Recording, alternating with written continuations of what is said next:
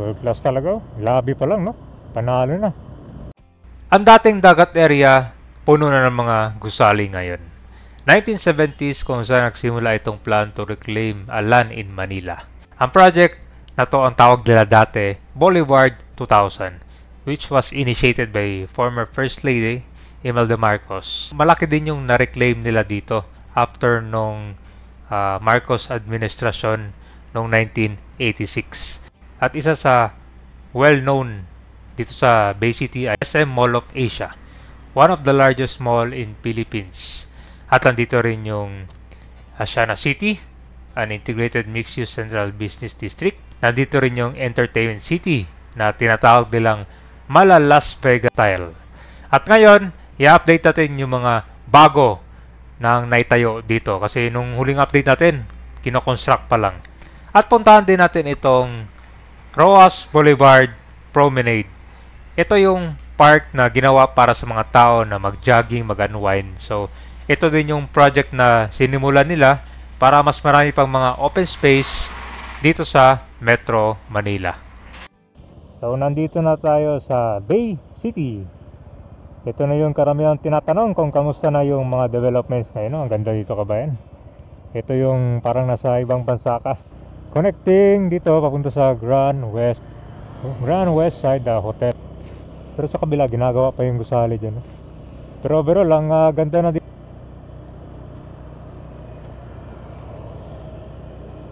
Sarap talaga tingnan tong lugar.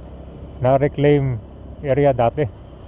That was panahon pa ni Ferdinand Marcos Sr. Dating dagat lang. Ngayon puno ng mga developments.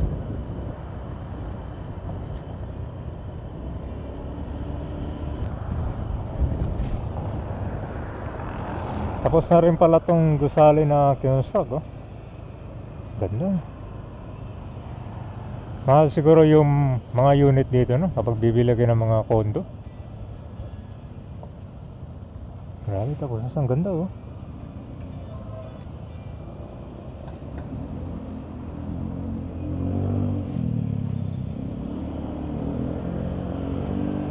Dito muna tayo sa Okada.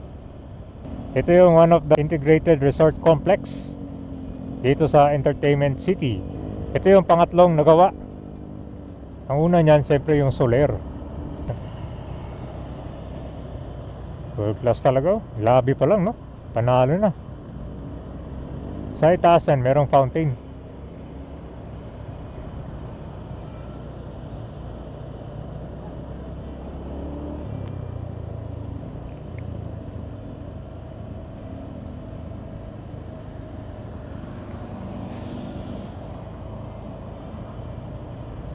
Sarap sa mata talaga kapag walang mga spaghetti wires.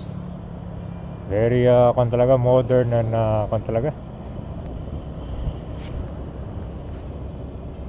Gentry Manor. Tapos na rin palang construction, no?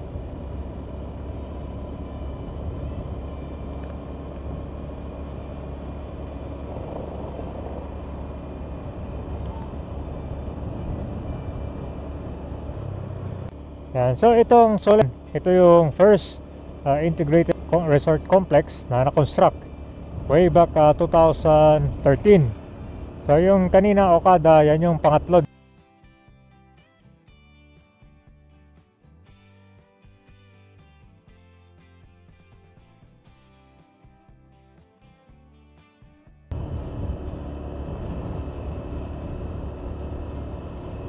Malapit na rin matapos to. Abang-abang. So pinakamalapit dito na mall, itong Ayala. Alternate na pa siya lang sa Ayala. Minsan napupuno dun sa MOA. Dito rin yung punta ng mga tao.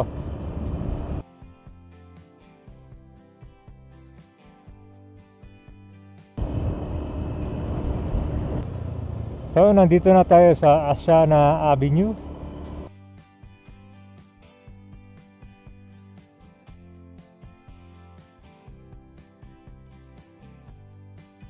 Main road dito sa may Bay City, itong Diosdado Macapagal Boulevard. So maraming makikitang mga kanya establishment. Yan yung daanan natin ngayon. Sana ba? Ito yan, oh. Kita mo yung gold na yan, oh. Isa ding casino. Daanan muna natin yan, tapos ikot tayo dito.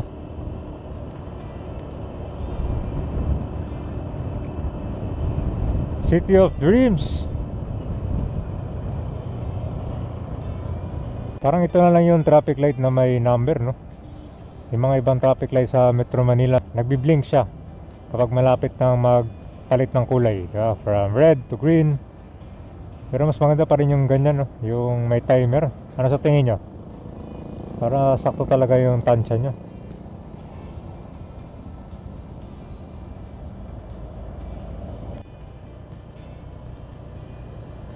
Yan, ganda rin dito. Talagang kanya. Ang ganda ng labas nyo. Gold.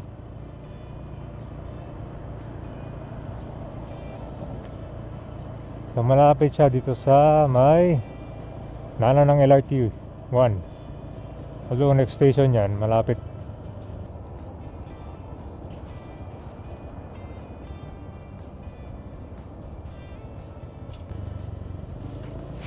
So dito na tayo.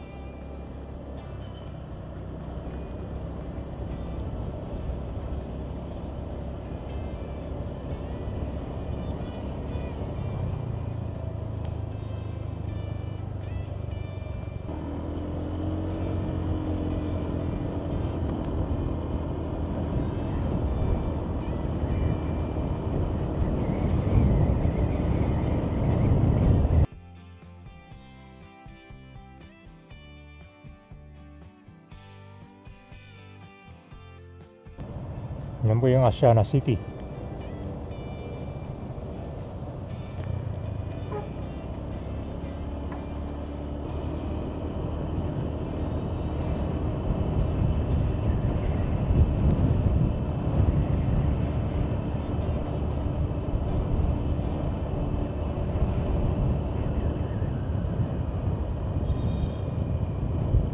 Ito yung hindi pa natin naikot kasi madalas doon tayo sa Jose Diokno Boulevard.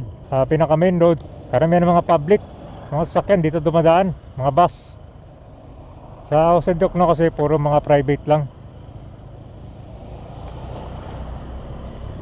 May mga gas station nandito eh.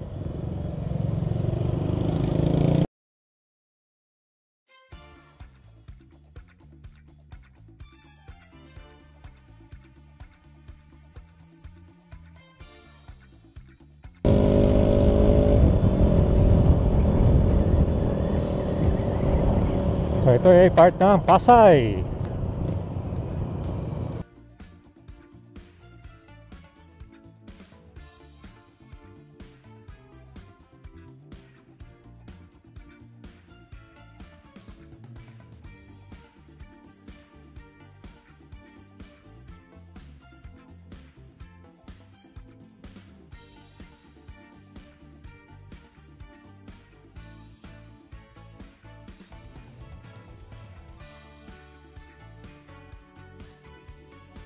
Papunta na tayo doon sa Roas Boulevard Promenade. So, malapit lang yun sa Toyota.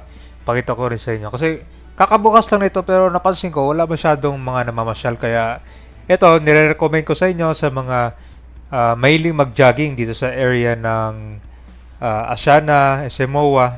Ako naman siya medyo malayo pero kung mag-jogging kayo, kayang-kayang puntahan yun. Connect, papunta dito sa Live Bet. Papunta dito. Bagong bukas lang din yan eh. So dito siya connect. So ang dami din mga kainan dito eh. Bridgeway. So ito yung bagong Bridgeway.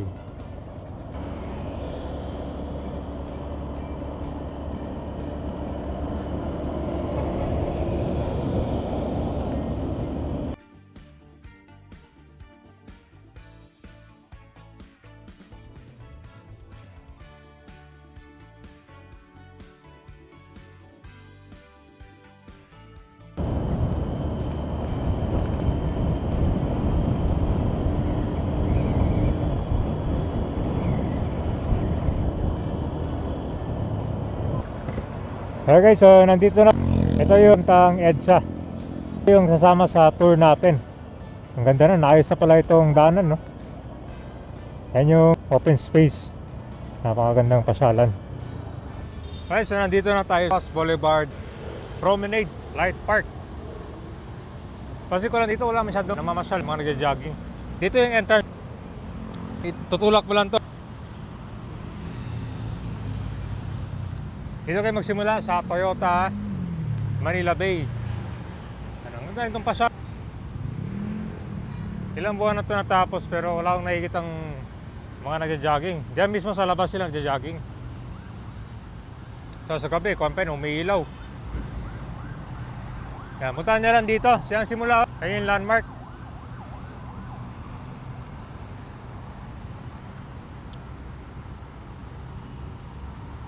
So, tinuro ko na lang dito.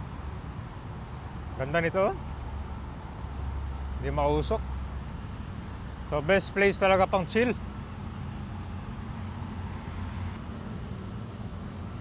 So, best talaga to pang jogging. Kasi itong flooring niya, malambot to. Talagang pang-con siya. Pang-exercise.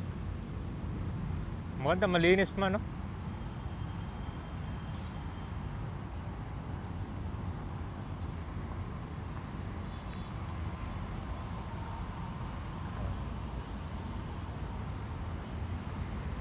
Wala kung anong araw kaya madaming tao dito.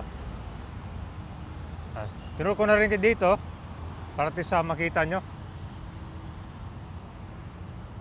Matataas na yung mga talahib dyan. Layo, mahaba din pala.